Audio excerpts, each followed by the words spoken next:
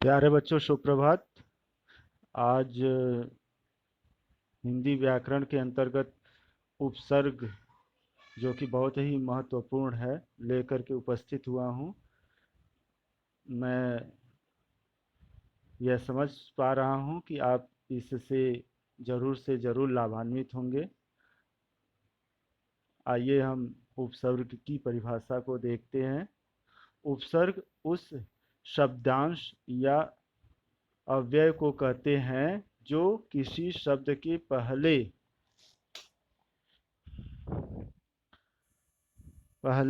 विशेष अर्थ प्रकट करता है। दूसरे शब्दों में, जो शब्दांश शब्दों के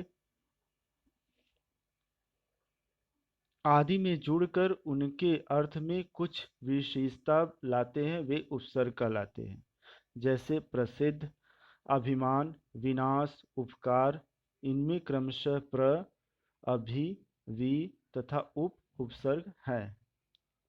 किसी भी शब्द में पहले कोई भी शब्द जुड़ जाता है, वह क्या होता है? उपसर्ग कहलाता है।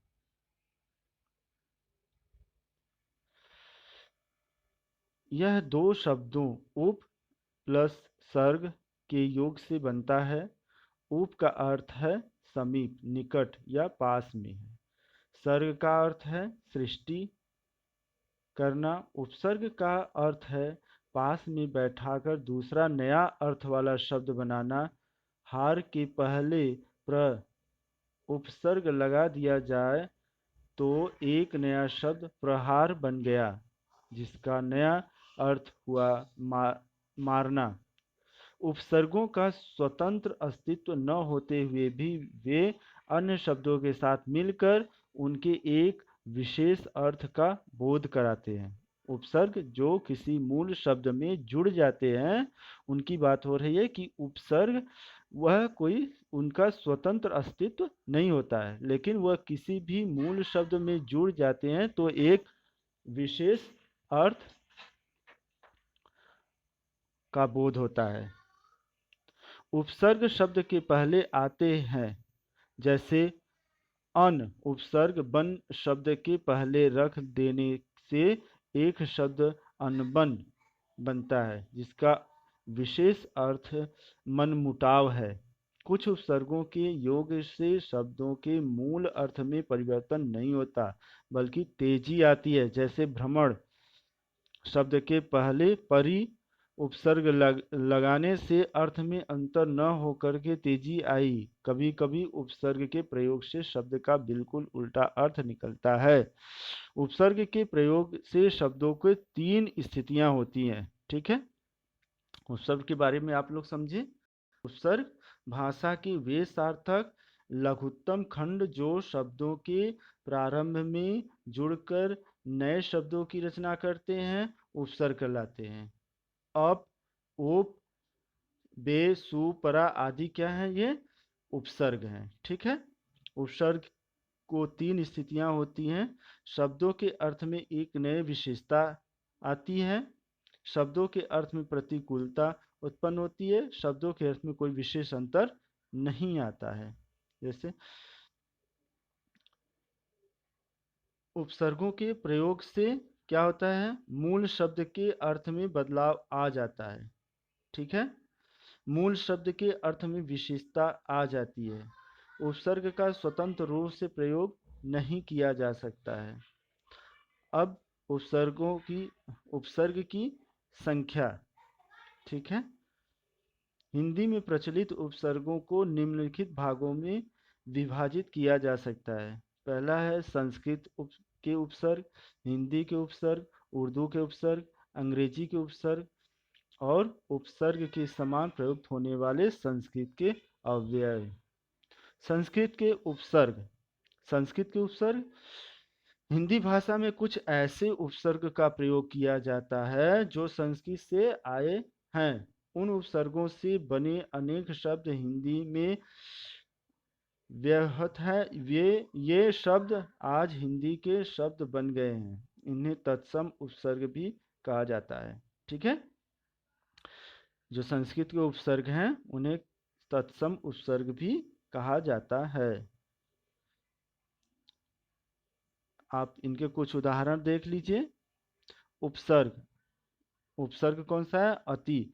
अब अति का अर्थ क्या होता है? अति का अर्थ होता है अधिक या ऊपर या उस पर, उस पार।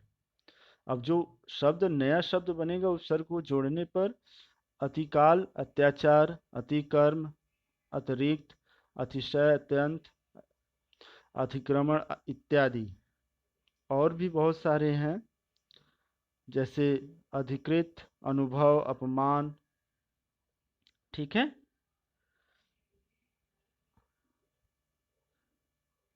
अधि, ऊपर, श्रेष्ठ, अधिकरण, अधिकार। अप, अप उपसर्ग लगने पर बुरा, अभाव। अप जो होता है उसका अर्थ होता है बुरा, अभाव। उस उपसर्ग लग जाएगा तो क्या हो जाएगा? अपमान। ठीक है। अपमान, अपशब्द, अपप्रयोग, अपव्यय, अपवाद इत्यादि। अ, ये सब संस्कृत के उपसर्ग हैं। अभाव, अज्ञान, अधर्म। अनु, अनु मतलब पीछे, अनुशासन, अनुज। ठीक है। अनुपात, अनुवाद। आ, और, सीमा, समेत, कमी, विपरीत। ठीक है, इसका अर्थ है। आ प्रत्यय लगने पर काश में आकाश, आदान, आजीवन, आगमन। ठीक है। आमरण, ये सब है। अव, उप, नी, नीर, परा, परा, परा जो है, परा मतलब उल्टा, अनादर या नाश। पराजय, पराक्रम, पराभव, परामर्श, ये होता है। परि, परि उपसर्ग लगने पे परि का अर्थ क्या है? आस पास, चारों ओर या पूर्ण। ठीक है। परि, उसका परिशब्द का वो अम, किसी मूल शब्द में जुड़ने पर परिक्रमा, परिजन, परिणाम, ये सब। प्र, प्रति, प्रति, ये अक्सर पूछा जाता है। इस उपसर्ग का प्रयोग अक्सर होता है। विरोध, प्रति, प्रति का अर्थ होता है विरोध, बराबरी, प्रत्येक, परिवर्तन। और इसका जो है कि उपसर्ग बनने वाले शब्द,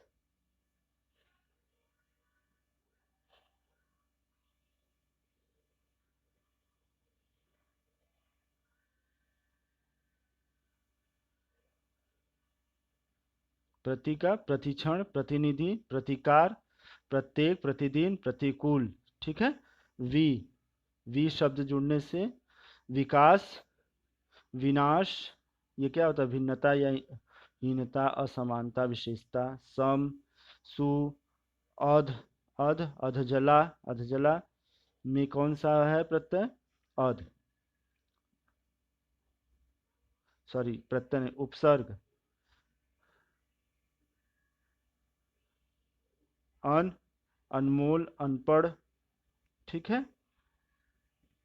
हिंदी के उपसर्ग, हिंदी के उपसर्ग, हिंदी के उपसर्ग को तद्भव उपसर्ग भी कहा जाता है। ऐसे उपसर्ग संस्कृत के उपसर्गों से ही विकसित हुए हैं। कुछ तद्भव उपसर्गों के उदाहरण, उनके अर्थ तथा उनसे बने शब्द इस प्रकार हैं। आप देख लीजिए हिंदी के उपसर्ग। हिंदी में अन, अन का अर्थ होता है निषेध, निषेध अर्थ में। अनमोल, अलग, अनजान, अनकहा, अनदेखा इत्यादि। औध, ऊन, ऊन मतलब एक, कम। 29, 49, 59 इत्यादि। भर मतलब पूरा, ठीक, भरपेट, भरपूर। ठीक है। ये सब हिंदी के हैं। दो, नी, अ, क मतलब बुरा या हीन, कपूत, कचोट। ठीक है। कु मतलब बुरा, कुचाल, कुचैल, कुचक्र। अव, हीन, निषेध। इसका जो उपसर्ग बनेगा हीन, हीन जोड़ने पर अव, आव, आ, अवगुण, अवघर, अवसर, अवसान, भर मतलब पूरा, भरपेट, बिन, बिन बिना निषेध। ठीक है, क्या होगा इसका उपसर्ग वाले शब्द? बिन व्याहा, बिन बादल, बिन पाए, बिन जा बिन जाने। ठीक है, उर्दू के उपसर्ग, उर्दू के उपसर्ग, उर्दू फारसी आगत के उपसर्ग, उर्दू फारसी या अन्य भाषाओं के उपसर्गों का हिंदी में प्रयोग किया जाता है। इन्हें विदेशी या आगत उपसर्ग भी कहते हैं, याद रखिएगा, इन्हें विदेशी या आगत उपसर्ग भी कहा जाता है। इस तरह के उपसर्ग, उनके अर्थ और उनसे बनने वाले कुछ शब्द निम्नलिखित हैं। ठीक है, ला जिसका अर्थ है बिना, लाचार, लाजवाब, लापरवाह, लापता इत्यादि। बाद उपसर्ग है, उसका अर्थ है बुरा, बद बदसूरत, बदनाम इत्यादि। बे बिना, बेकाम, बेसर, बेरहम, बेईमान, बेरहम इत्यादि। कम, थोड़ा, हीन, कम का अर्थ क्या है? थोड़ा हीन। कमसीन, काम ख्याल, कमजोर। ठीक है, गैर, खुश, श्रेष्ठता के अर्थ में।